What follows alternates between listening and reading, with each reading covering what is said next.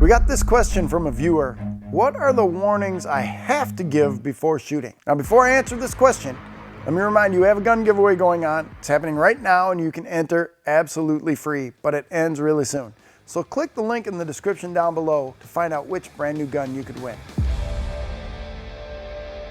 Shooting someone means they're using deadly force against you, or you have a reasonable fear of imminent death or great bodily harm. The force which a reasonable person would consider likely to cause death or great bodily harm is defined as deadly force, and shooting someone is always deadly force. So there's other elements that you can use. So do you really need to give somebody a verbal warning? Well, yes and no. So understand that sometimes sudden assaults happen so quickly that you don't have time to give a verbal warning. But making sure that if you have the opportunity that you do give a verbal warning, that the person should stop, not come any closer, identify that you are in fear for your life or you want the person to stop their actions. Now, understand that the use of deadly force does not mean you are trying to kill someone. It means just the opposite. You don't want them to die, you just want them to stop. And you believe that the only level of force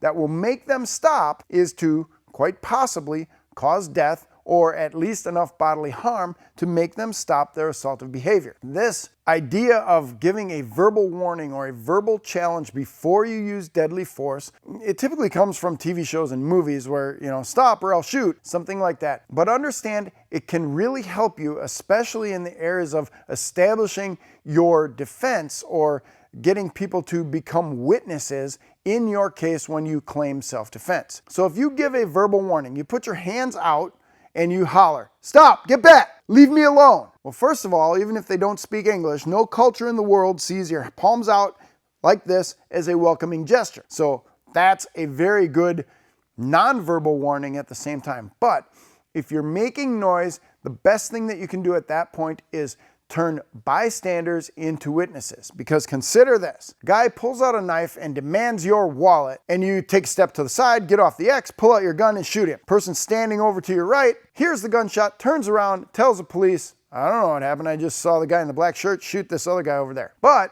if the guy pulls out a knife and tells you he wants your wallet and you holler, "Stop, get back," now the person standing over here turns around to see you shoot the bad guy and tells the police, "I don't know what was going on, but I heard the guy in the black shirt holler, 'Stop, get back.' He just wanted that guy to go away." It changes the dynamic of what's happening all around you, and it does turn bystanders into witnesses. So they're going to be making a different statement to the police based on what they heard and what they saw. So imagine that the person you shot is going to make a completely different statement to the police and the judge and the jury than you are going to make. And that person's going to say, "I didn't know what he was going to do. I was afraid of him." No.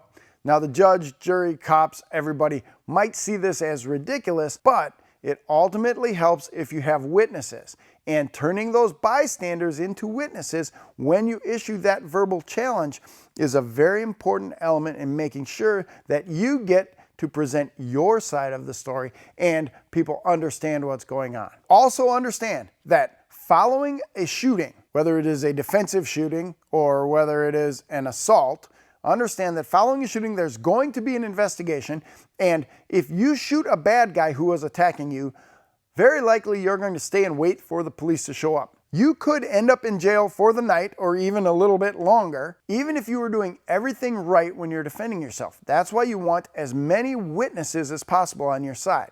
Now, this is not to say that the law is on the side of the criminal. This is just how it works, because the police are arriving to the scene of a shooting and they're investigating whether or not that shooting is justified. That's why it's critical to make sure, one, you get everything going in your favor at the scene, and giving that verbal warning helps you, but also make sure you have a very good pro 2A attorney on your side in incidents like, don't make statements to the police without consulting your attorney first, but also do everything that you can to make sure you're following all the laws and make sure that you're doing everything right when you use your gun. Okay, so to recap all of this, you are not required to give a verbal challenge or a verbal warning before you use force, but it is helpful if you give that verbal warning because it turns those bystanders into witnesses and lets people know what's going on around you. And that is starting the basis for your claim for self-defense, for the defense in your case,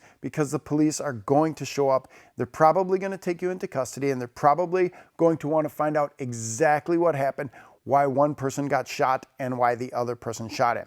In this case, you, as the defender, have shot the bad guy, but they don't know what happened. They want to hear it from other people. You're pulled over by the police and you're carrying concealed. Do you need to do anything special in this scenario? Like tell the officer you have a gun. Click this video right next to me and I'll break down that scenario step by step on what you should do.